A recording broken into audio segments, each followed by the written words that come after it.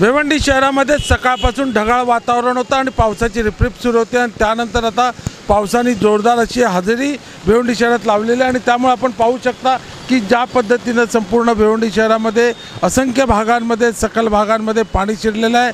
आपण तीनबत्ती भाजी मार्केट बाजारपेठ ह्या परिसरात आहोत, ज्या ठिकाणी आपण पाहत आहोत की सुमारे 1.5 ते 2 फुटापर्यंत पाणी शिरलेलं आहे। इथली दुकानांमध्ये सुद्धा आता पाणी शिरण्यास सुरू झालेलं आहे। त्यासोबतच भिवंडी शहरातील मुख्य रस्ता असलेल्या जो कल्याण नाका परिसर आहे त्या परिसरात सुद्धा रस्त्यावरती पाणी साचलेलं आहे, त्यामुळे तेथील सुद्धा वाहतूक आता मंदावलेली आहे। त्यासोबतच या एकूणच मुसळधार झालेल्या पावसामुळे या ठिकाणचे आता बाजारपेठेतले संपूर्ण व्यवहार जे आहेत ते अस्तव्यस्त झालेले आहेत।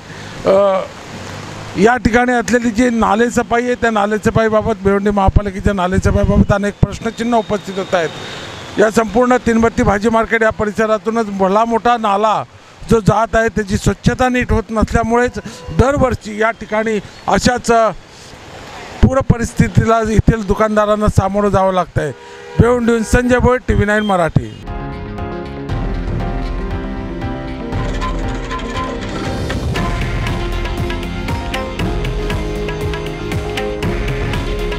हे आहे देशातील नंबर 1 न्यूज नेटवर्क आणि आपण पाहत आहात TV9 मराठी।